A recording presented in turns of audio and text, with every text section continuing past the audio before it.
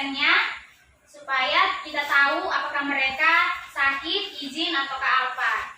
Nah, baik. Di sini Ibu akan memberikan motivasi untuk kita semua. Jadi motivasi Ibu, persiapan terbaik untuk hari esok adalah melakukan yang terbaik hari ini. Oke? Nah, kemudian Ibu mau bertanya dulu sama kalian. Siapa yang masih ingat materi minggu yang lalu? Ibu. Iya, Yuni Jabat. Minggu lalu kita belajar teks deskripsi, Bu. Teks deskripsi. Apa itu teks deskripsi? Teks deskripsi adalah teks yang berisi gambaran suatu objek, tempat, atau peristiwa, Ibu. Oke, baik. Jadi, Ibu akan mengaitkan materi yang sebelumnya dengan materi yang hari ini. Kemarin kita sudah mempelajari teks deskripsi. Berarti, teks deskripsi itu ialah menggambarkan. Sedangkan teks observasi itu kita langsung mengamati suatu objek tersebut. Nah, jadi di sini kompetensi dasar yang akan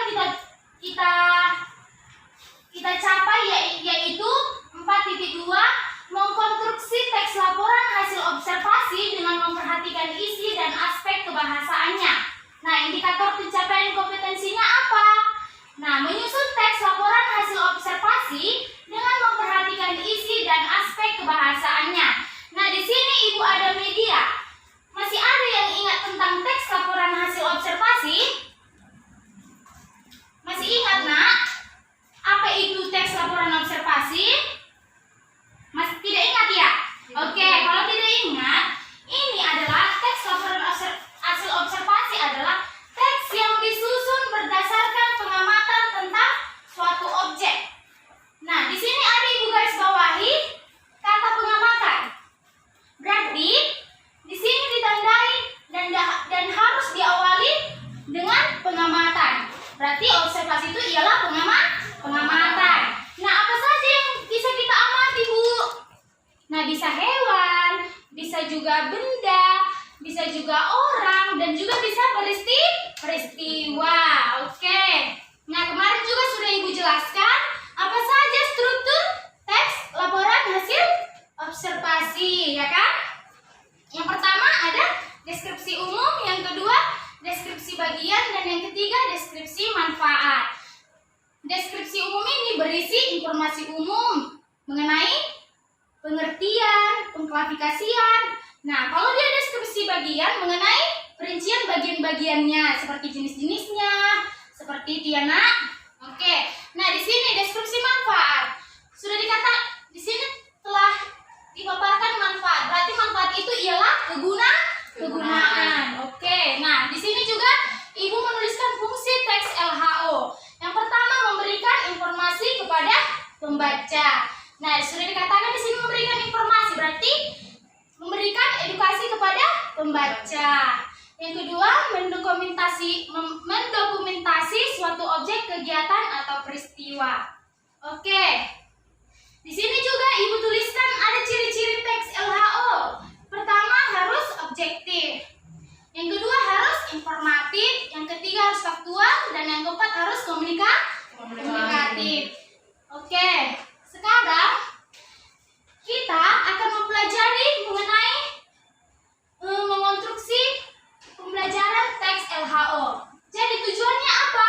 Melalui pendekatan saintifik dengan menggunakan model discovery learning dalam pembelajaran, peserta didik mampu menyusun teks laporan hasil observasi dengan memperhatikan isi dan aspek kebahasaan, dengan mengembangkan karakter rasa ingin tahu, tanggung jawab, komunikatif dalam proses pembelajaran. Nah, di sini Ibu akan menggunakan model discovery learning. Nah, langkah-langkah model discovery learning, yang pertama ada stimulasi. Yang kedua ada problem statement. Yang ketiga ada data collection. Yang keempat data processing. Yang kelima verification. Dan keenam generalization atau menarik kesimpulan. Nah, di sini Ibu akan memberikan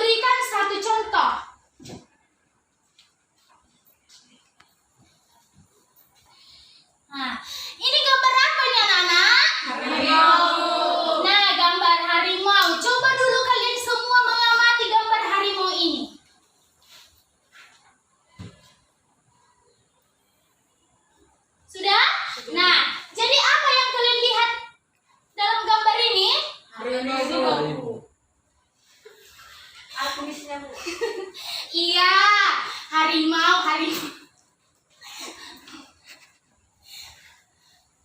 Warnanya apa? Belang-belang. Oh iya, warnanya coklat kehitaman. Terus punya cakar atau tidak? Punya. Punya kumis atau tidak? Punya, Bu. Oke, nah berarti kita di sini melihat mengobservasi bahwa harimau itu memiliki jenis-jenis serta memiliki ciri-ciri, ya kan? Oke, nah di tahap yang kedua kita akan mengidentifikasi permasalahan langkah-langkah dari contoh yang diberikan. Nah, jadi sebelum kita mengamati, langkah-langkah apa yang pertama kita lakukan? Yang pertama apa? Membaca. Yang pertama apa, yuk? Satu, menyusun ciri-ciri suatu objek yang diamati. Yang kedua, Menciptakan iya. Yang ketiga, kita kalimat dan data. Oke. Nah, di sini ibu akan kemarin sudah ibu bagikan dua kelompok ya. Nah, di sini ibu akan menyuruh kalian keluar kelas untuk mengamati tumbuhan yang ada di sekitar kelas kita. Oke? Nah, setiap kelompok harus bersama-sama mengamati, jangan ada yang terpisah ya. Oke. Nah, sekarang kita mulai.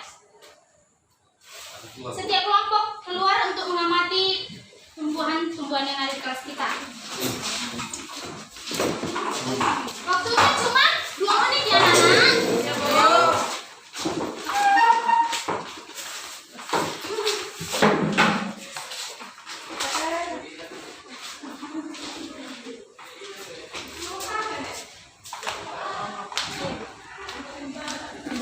Oke, sekarang kalian bisa mengamatinya.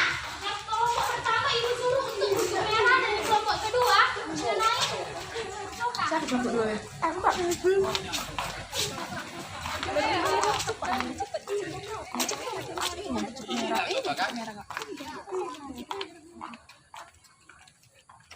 Oke. Video dulu. Nah, kira-kira apa yang bisa kalian lihat mengenai tumbuhan naskah ini? Warna merah, Bu. Warna merah, Bu. Ya, tuliskanlah apa yang mau kalian tuliskan. Ini nanti kayak mana? Ini apa? Yang mana?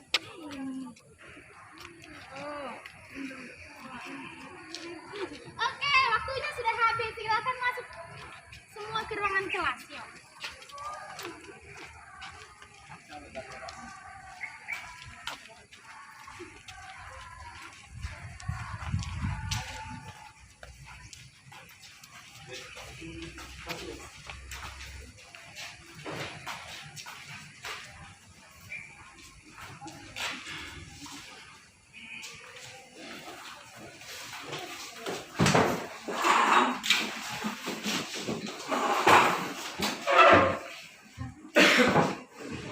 Oke, anak-anak.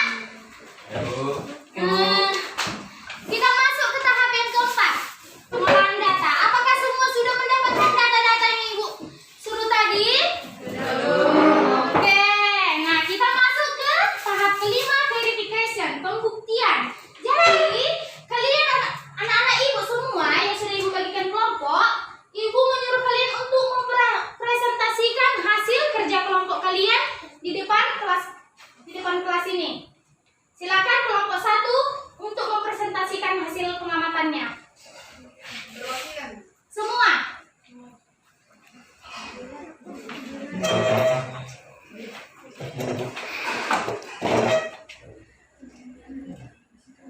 Oke.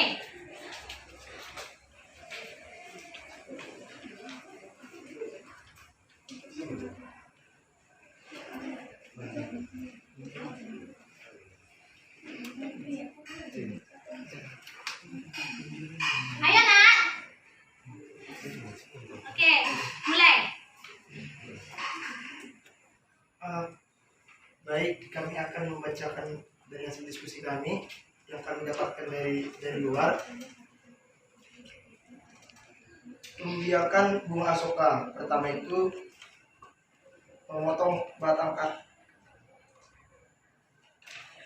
bunga asoka. Bunga asoka itu mempunyai bunga yang bersifat majemuk dan berkelamin gula serta bergerombol. kelopak bunga terbentuk seperti corong, benang sari berjumlah 4, dan kepala sari menempel pada bagian mahkota bunga. Bunga asoka memiliki warna yang bermacam mulai dari merah muda, merah terang, sampai jingga. Udah Bu. Oke, lanjut. Masih ada lagi datanya? Manfaat tumbuhan asoka. Seperti yang dijelaskan sebelumnya bahwa bunga asoka memiliki berbagai kandungan dan juga nutrisi yang baik untuk tubuh.